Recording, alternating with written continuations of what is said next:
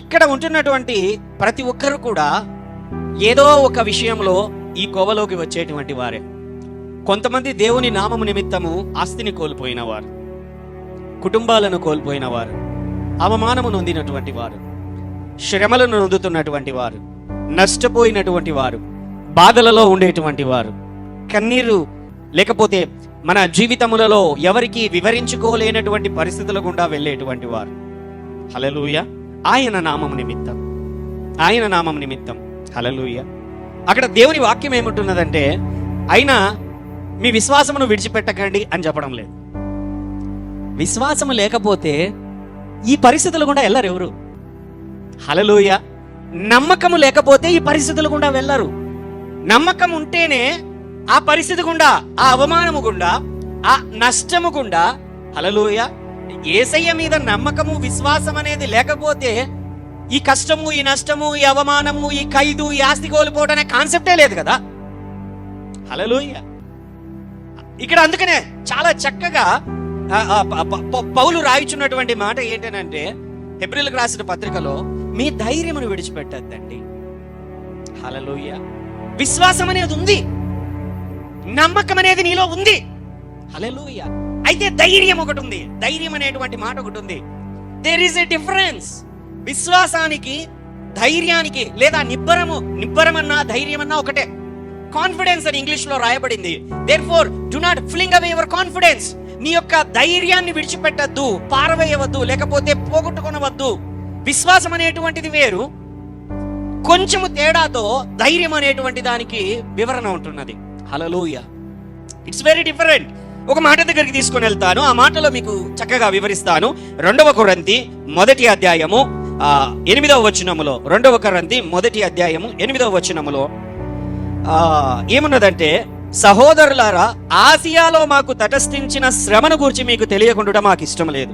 అదేదనగా, మేము బ్రతుకుదుమను నమ్మకము లేకయుండునట్లుగా మా శక్తికి మించిన అత్యధిక భారము వలన కృంగిపోతిమి. మరియు మృతులను లేపు దేవుని యందే గాని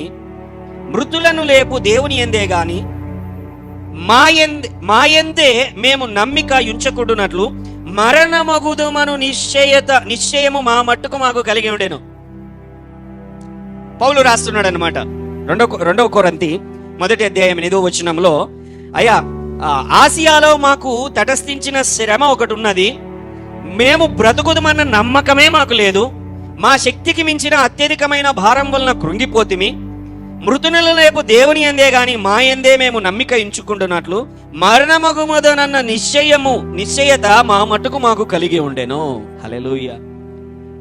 దేవుని పైన వీళ్ళకు నమ్మకం లేదా అని అంటే, సంపూర్ణమైన నమ్మకం ఉంది. పౌలుకి ఉందా లేదా? హల్లెలూయా. హల్లెలూయా.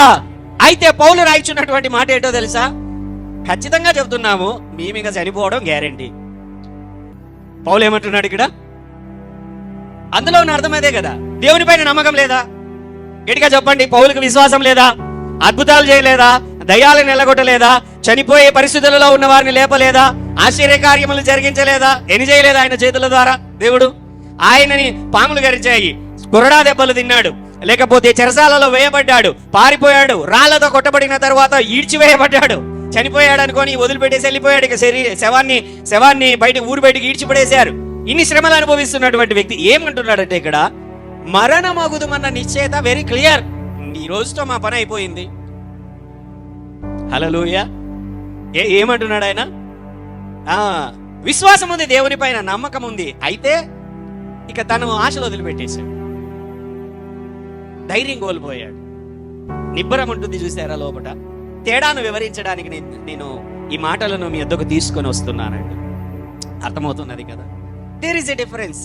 విశ్వాసం ఉంది నీలో, అందుకనే చర్చికి వస్తున్నావు నువ్వు. విశ్వాసం ఉంది నీలో, అందుకనే ప్రార్థన చేస్తున్నావు. విశ్వాసం ఉంది నీ జీవితంలో, అందుకనే దేవుని వైపున తిరుగుతున్నావు, ప్రార్థన చేస్తున్నావు, దేవుని దగ్గరికి వస్తున్నావు. తేడా ఏంటంటే, విశ్వాసానికి, నిబ్బరానికి లేదా ధైర్యానికి తేడా ఏంటి అని అంటే, ప్రారంభించడానికి నీకు విశ్వాసం కావాలి. చెప్పండి. కొనసాగించడానికి నిబ్బరం కావాలి, కొనసాగించడానికి ధైర్యం కావాలి, అంతము వరకు నిలబడి ఉండడానికి నీకు ధైర్యం కావాలి. అంతము వరకు ముందుకు సాగడానికి నీకు ఏం కావాలి? ధైర్యం కావాలి. హల్లెలూయా.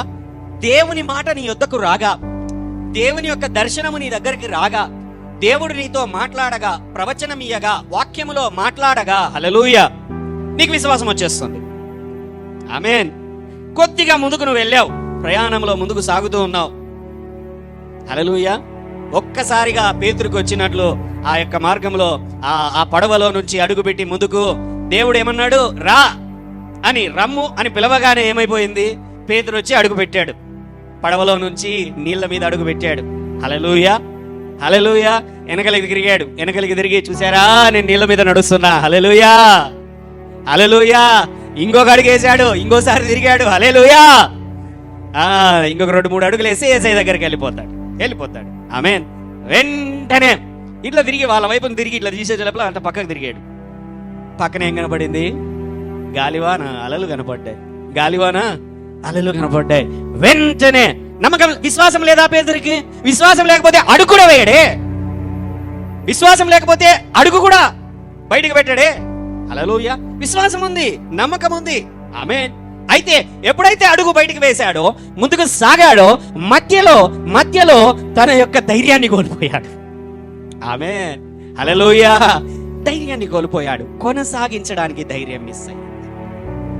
ప్రార్థన, దేవుని వాక్యము నువ్వు పొందుకున్నటువంటి తర్వాత, నీ యొక్క జీవితంలో ప్రయాణం అనేది ప్రారంభమైనటువంటి తర్వాత నీకు కావలసినది ధైర్యము, నిబ్బరము నీకు కావాలి. దేవుని పైన ఆధారపడుతూ ముందుకెళ్ళడానికి నీకు నిబ్బరము కావాలి. హల్లెలూయా.